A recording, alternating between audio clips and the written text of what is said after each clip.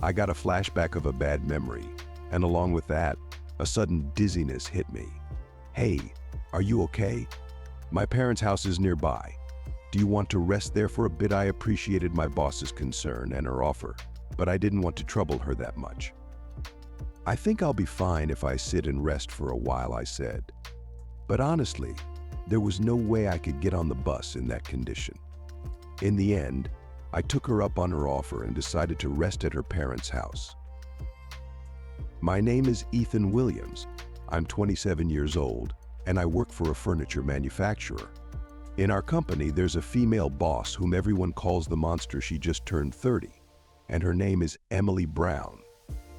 The reason for that cruel nickname is pretty obvious at a glance. She's an exceptional person, having become a manager at a young age, but she has a large scar running from her right cheek to her collarbone. To hide the scar, she covers most of her face with her hair. Honestly, her hairstyle makes her look like a ghost from a horror movie. I couldn't read her expressions, and to be frank, I initially thought she was a bit creepy. She doesn't interact much with the other employees, only saying the bare minimum and then quickly leaving. Because of that, some insensitive employees started calling her the monster. Despite her nickname, she's incredibly good at her job, far outshining her colleagues. She's known for coming up with innovative new product ideas one after another. Moreover, those ideas keep hitting the market, earning her the reputation of having monster-level creativity. Despite her lack of social skills and refusal to flatter her boss, she's climbing the ladder all thanks to her talent. No matter how great her achievements are, being a manager requires a certain level of social skills. Emily, who can barely communicate with her subordinates, is often rated poorly as a manager. So while her personal achievements are stellar, she's not exactly praised for her role as a leader. Seriously, there's no way a monster can lead humans. That scar is gruesome up close, and she's already so sticking out and intimidating. My colleagues would badmouth her and look to me for agreement, but I just shook my head. I didn't think her instructions were wrong, and I didn't like making fun of people's appearances. My colleagues would just laugh and say, "You're too serious." When I first joined the company, Emily was my mentor. Honestly, I was initially scared by her appearance and frustrated by her poor communication skills. Though she tried to help me in her own way, she wasn't good at speaking, but she would thoroughly explain things through emails and her own detailed manuals. Those manuals, filled with her knowledge and experience, became my Bible. I realized that she was awkward but genuinely cared about helping me. Since then, whenever I had questions or needed advice, I'd often go to Emily. She wouldn't respond warmly, but she'd always answer my questions sincerely, and that made me happy. To me, she wasn't the monster at all. She was a reliable boss I could respect. So I started volunteering to accompany her on business meetings and presentations. She had every detail about our products memorized and could answer any question instantly. When it came to small talk, she became awkward and needed support. Seriously, how can a manager not handle basic conversations? It's such a hassle. I can't waste my valuable time on that. Everyone complained, but I didn't mind at all. That time again, I joined as a support staff for the business meeting. Good luck interpreting for the monster today, my colleagues teased me as I left. "Hey, stop it. If she hears you," Emily was nearby but seemed to not have heard. "She can't hear us. She doesn't care about what we say anyway," they laughed, but I felt like Emily was just pretending not to hear. I realized my hunch was right when she quietly apologized to me on the bus. "I'm sorry they're making fun of you. Because of me," she looked down with a sad expression. I was a bit flustered. "No problem. There's no need for you to apologize." I wondered if my words provided any comfort. She continued hesitantly, "Ethan, you seemed scared of me at first too, but not as much as the others. Why is that?" Her question, directed at both herself and me, caught me off guard. Well, after hesitating, I finally said, "Because people are more than their appearance." I felt my response was vague and regretted not expressing it better, but Emily seemed genuinely pleased, so I let it be. With that exchange, we arrived at the meeting place. The client on that day was the headquarters of a major home goods store that had been growing rapidly in recent years. They could potentially carry our products nationwide. That was a deal we couldn't afford to mess up. Mr. Anderson, the client's manager, was visibly taken aback upon seeing Emily. Emily, on the other hand, was used to such reactions and calmly began her presentation. After a brief introduction, when Mr. Anderson started making small talk, I stepped in. I'm known for my communication skills and handled it smoothly. Emily stuck to the necessary business talk. Despite Mr. Anderson's initial unease about her, the meeting seemed to be going well. Just so you know, we have offers from other manufacturers too, Mr. Anderson said. We're meeting with one of their reps later today. His revelation created a tense atmosphere between Emily and me. We hadn't been aware of any competition. As the meeting ended, the rep from the other company walked in. Wait, Sarah. Ethan, what are you doing here? I thought I'd seen her somewhere before. And when the woman came near me, I muttered her name in surprise. It was Sarah Thompson, a high school classmate and my ex-girlfriend. I can't believe you're in the same industry. Sarah was just as surprised, and so was Emily. Sarah hadn't changed much since before. She seemed to have maintained the same appearance as when we had been dating. Oh right, looks like we're rivals now, but sorry, this deal is ours, she said cheerfully, giving me a playful pat on the back. Then she quickly apologized. Oh, I'm sorry, I shouldn't have done that. She seemed to regret her casual behavior.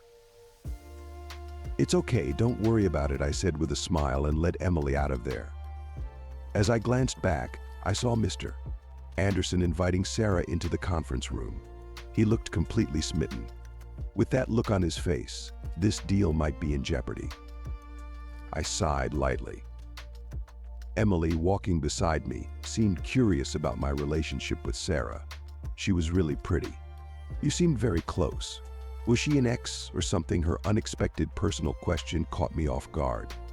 I was surprised by her unusually probing tone and felt it would be wrong to brush it off. Yeah, something like that. I scratched my head and admitted it, and Emily muttered softly, yeah, I figured. You wouldn't want someone like me. I couldn't catch her last words, so I asked, what? Emily suddenly blurted out, if I were as pretty and social as her, maybe this deal would have gone better. Sorry for being a burden, for being a monster. Seeing how distressed she was, I felt the need to reassure her. However, the unexpected encounter with Sarah and the flood of old memories made me nauseous. I'm sorry, I began to sway. Emily became very concerned. Ethan, are you okay? My parents' house is nearby. Do you want to rest there for a bit? Her offer was very kind, but I felt bad about imposing. I think I'll be fine if I just sit and rest for a while, I said. But the dizziness and headache were so severe that I knew I couldn't get on the bus. I decided to take up Emily on her offer and rest at her parents' house. She led me to a large and beautiful house, almost like a mansion. Oh dear, are you okay? Emily had called ahead, and her mother, named Margaret, greeted us with concern.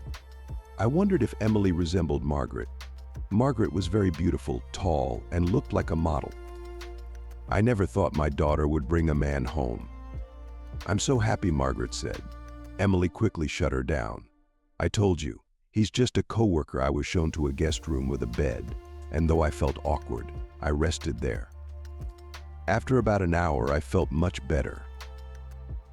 Oh, you're up. We just finished making lunch. Would you like to join us? Emily and Margaret had prepared lunch, and I gratefully accepted their offer. Margaret is a culinary expert. The food was both delicious and beautifully presented. Emily had spent a lot of time in the kitchen with her talented mother since she was young. It made sense why she could come up with such hit products. Perhaps she came up with many recipes with her mother. Emily has been a great cook since she was little. She was even scouted as a model in her teens. Wouldn't she make a great wife? During the meal, Margaret made a big appeal to me about her daughter. She tried to show me photos from back then, But Emily wasn't happy about it and knocked the photos out of Margaret's hand. "Mom, don't you get it? That version of me is gone. Who would want to marry a monster like me?" I'd never seen Emily so angry. "I don't care anymore," she stormed off, slammed the door, and locked herself in her room. Margaret looked sad. "I'm sorry. She never talks about her co-workers, but she always spoke so fondly of you, saying how kind you are." Margaret was happy to finally meet me after hearing about me. Hearing that surprised me, and she began to tear up as she continued. "She used to be very shy, but she was very popular until the accident 10 years ago." When I muttered accident, she explained further. Emily had been a victim of a landslide accident in a tunnel 10 years ago that had many casualties. They were on a trip when they were unfortunately caught in the accident, and she was the only one who was seriously injured. That scar came from the accident. Since then, she's become very withdrawn. In the photos which Emily knocked to the ground, she looked like a completely different person, smiling innocently. "I need to talk to her," I said. I asked Margaret where Emily's room was and nervously knocked on the door. Emily quietly opened it and invited me into her charming room. "I mean no harm, but there's something I need to show you." I unbuttoned my shirt and slowly took it off. When I turned around, Emily gasped at the sight of the scar on my back. "Oh my!" The skin on my back was deeply scarred and quite gruesome.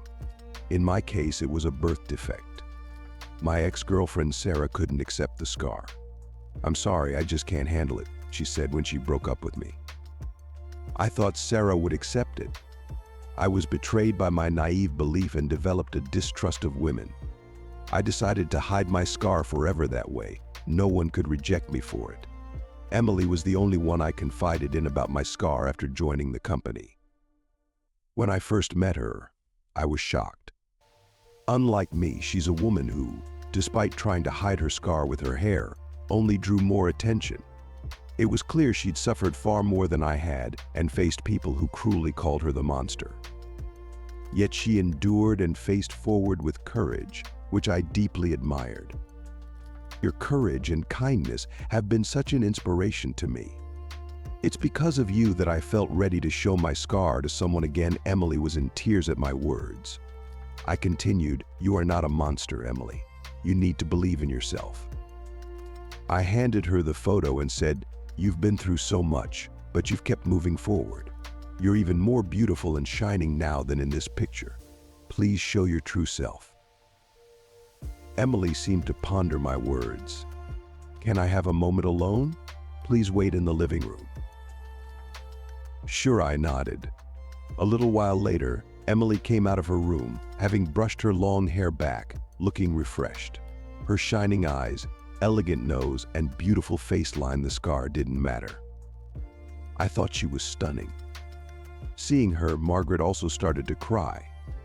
I was completely captivated. From then on, Emily went to a salon and had her overgrown hair trimmed beautifully. She bought highly rated makeup products and became even more beautiful. Afterward, she rescheduled the meeting with the client. "Because I don't want to lose," she said with a bright smile that seemed like a different person, surprising Mr. Anderson when they met again. After that, no one called Emily the monster anymore. People admired her for showing her scarred face and trying to communicate sincerely, even if awkwardly. "Hey, can you arrange a drink with Emily? Come on, you're close with her, right?" I got those kinds of requests all the time. Of course, I turned them all down. Then one day I received a call from Sarah. I was disappointed to lose this time, but I was happy to see you again, Ethan.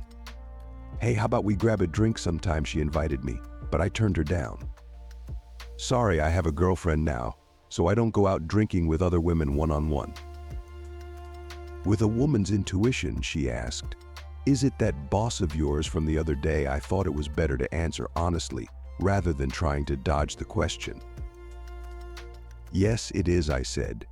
"She's very important to me, both at work and in my personal life." When I told her that, the beautiful woman who was once called the monster next to me looked completely satisfied. Sarah chuckled softly on the other end of the line. Well, it looks like you found someone special. I'm happy for you, Ethan. Truly, there was a hint of genuine warmth in her voice, and I appreciated her sincerity. We exchanged a few more pleasantries before hanging up. As I put my phone away, Emily looked at me curiously. Was that Sarah? Yeah, she just wanted to catch up, I replied, taking a seat beside Emily on the couch. I told her about us. Emily's eyes widened slightly, and a soft smile spread across her face. Yes, huh? That sounds nice. We had grown closer over the past few months, both professionally and personally. Emily's transformation had been remarkable, not just in her appearance, but in her confidence and demeanor. She had become a beacon of inspiration within the company, and her innovative ideas continued to drive our success. One evening, as we sat together in her living room, Emily turned to me with a serious expression. Ethan, there's something I've been meaning to tell you. I nodded, giving her my full attention. What is it? She took a deep breath, her fingers fidgeting nervously. I've been offered a position at a major company in another city. It's a huge opportunity, but it means I'll have to move away. My heart sank at the thought of her leaving, but I knew how important this was for her career. That's amazing. We deserve it. But what does this mean for us? Emily looked down, her eyes glistening with unshed tears. I don't want to lose what we have. You've been my rock, my support forever. But I also can't pass up this chance to grow and achieve my dreams. I reached out, gently lifting her chin so she could meet my gaze. Emily, I want you to follow your dreams. I'll support you in it. We can make this work, even if it means a long-distance relationship for a while. Her tears finally spilled over, and she threw her arms around me, hugging me tightly. Thank you, Ethan. I don't know what I did to deserve you. We spent the next few weeks making plans and cherishing every moment together. When the day finally came for Emily to leave, it was bittersweet. We stood at the train station, holding each other close. I'll visit as often as I can, I promised, kissing her forehead. And I'll call you every day, she replied, her voice trembling with emotion. As the train pulled away, I watched her through the window, waving until she was out of sight. The distance was going to be tough, but I knew we were strong enough to handle it. Our bond had been forged through adversity, and it was unbreakable. Months passed, and true to our word, we stayed connected. We visited each other whenever possible, and our relationship continued to grow. Emily thrived in her new role, and her confidence soared even higher. I couldn't have been prouder of her. One evening, during one of my visits, we took a walk through a beautiful park near her new home. The sun was setting, casting a warm golden glow over everything. Emily stopped by a small pond, looking out at the water with a thoughtful expression. What's on your mind? I asked, wrapping an arm around her waist. She turned to me, her eyes sparkling. I've been thinking a lot about our future, Ethan. I want us to be together, no matter where our careers take us. I smiled, feeling a rush of warmth in my chest. I want that too, Emily, more than anything. She took a deep breath, then reached into her pocket and pulled out a small, velvet box. My heart skipped a beat as she opened it to reveal a simple, elegant ring. Ethan, will you marry me? She asked, her voice filled with hope and love. Tears filled my eyes as I looked at her, my heart overflowing with emotion. Yes, Emily, 1,000 times yes. We embraced, sealing our promise with a kiss as the sun dipped below the horizon. Our journey had been full of challenges, but we had faced them together, and now we were ready to start a new chapter in our lives. As we walked hand in hand back to her apartment, I knew that no matter what the future held, we would always have each other, and that was more than enough.